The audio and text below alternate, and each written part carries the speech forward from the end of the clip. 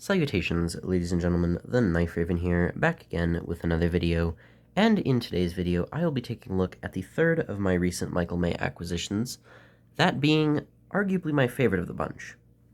Now what is it? Well, judging by the title you can already tell, and I have already heard the collective groan from my viewers, as this is a pattern that I've talked about many, many times.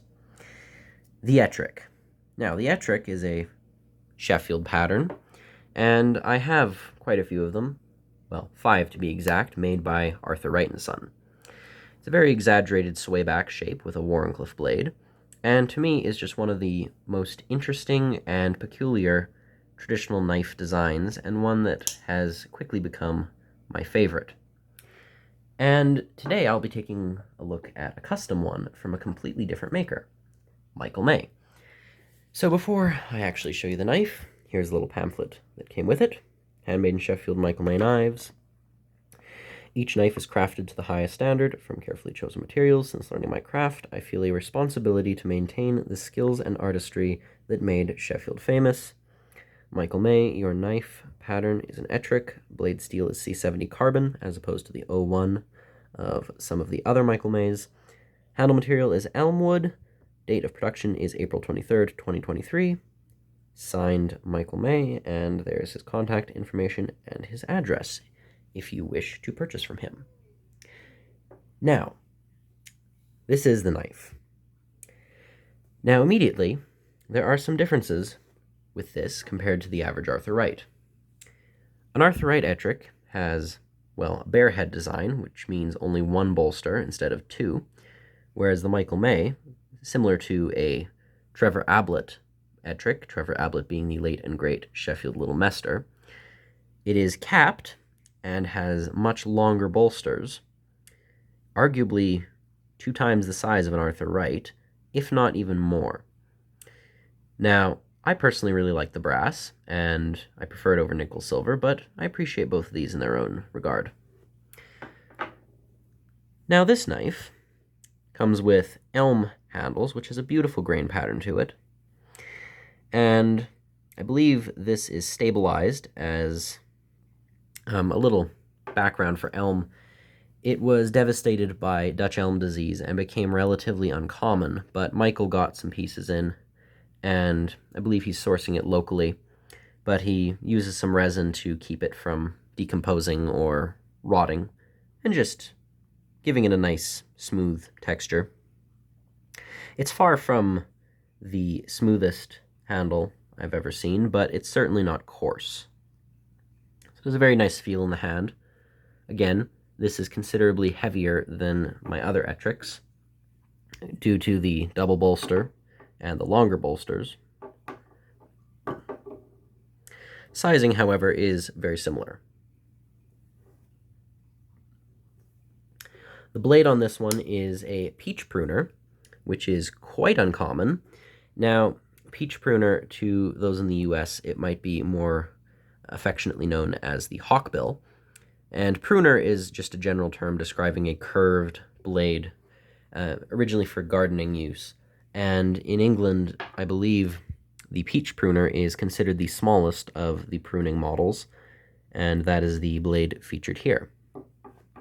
Now, compared to, again, an Arthur Wright Ettrick, which has a Wharncliffe blade, a straight edge as opposed to a curved edge, you can see the similarities here, but again, the Michael May blade is slightly broader, and yeah, just a little bit broader. It also has the half swedge, which is traditional for Michael's knives, and also a longer tang. The stamping here says M. May, Sheffield, England, although the England is a little bit, well, blurry, as you can see. But overall, it's still decent for the stamping.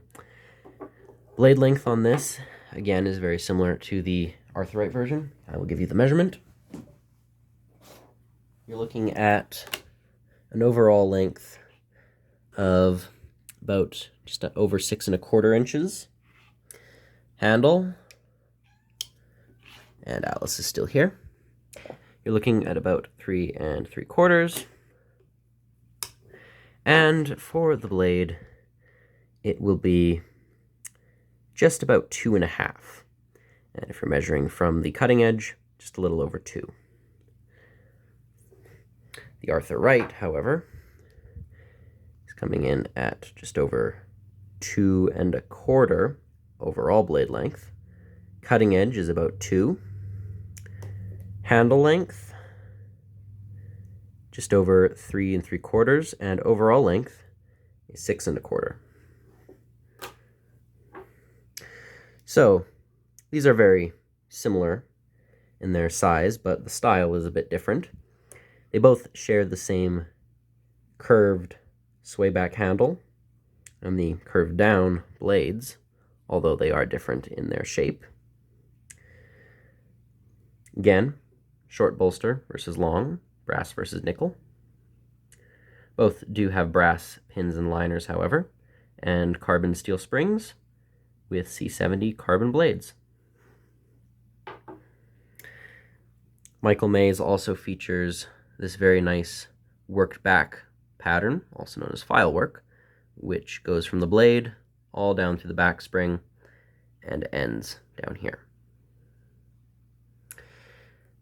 Some of his handles, like the bog oak or, say, Paduke, cherry, walnut, etc., have mirror polished brass bolsters and liners, whereas the elm in this case has a more matte satin finished look, which complements the simpler tone of the wood very well.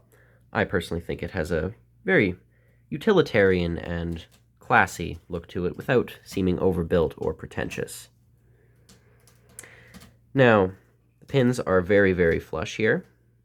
Transitions are smooth, and my cat is causing quite the racket over there. My apologies. Smooth transitions and pins. Gapping is pretty much non-existent up here. Holding it up to the light, almost nothing shines through. And the only real issue I can find here, my goodness, is really in between the covers and the liner. Right here. You can see the linings are slightly apart from the bits of elm, and unfortunately this means that if moisture gets in there, that could cause some swelling, and you really do not want that. So that's unfortunate, but little bits of gapping from the liner. I don't know why. I think these are supposed to be dished, which is a traditional Sheffield thing where the liners are curved to compress tighter to the handle, preventing this, but it seems that even with dishing the liners, there can be some very slight gaps.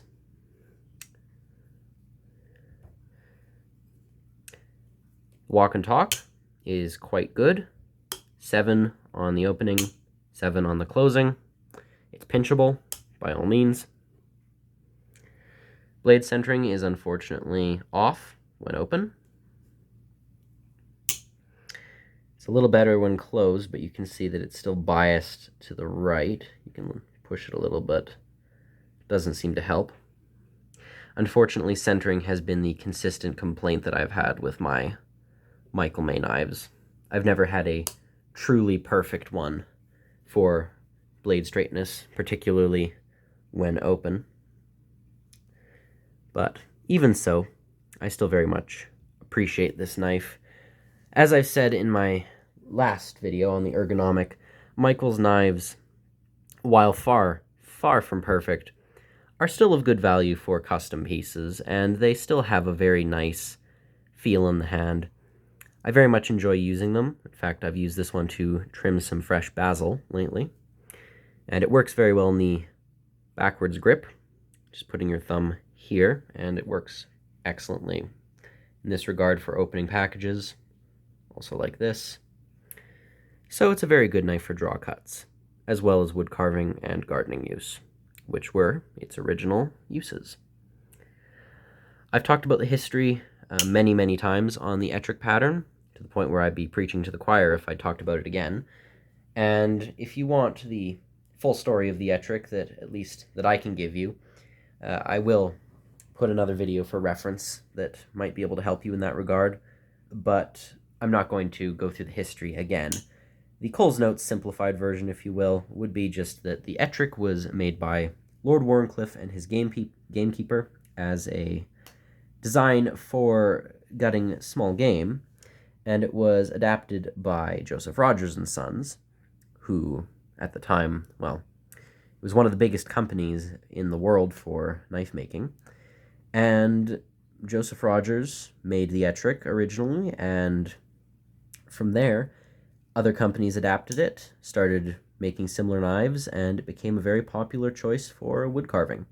And, well, it still probably has some use in the gutting knife regard, but I very much doubt that most people would choose to use this as any form of hunting knife. But it's certainly possible. Anyway, thank you very much for watching. This knife is far from perfect, but it's certainly not terrible.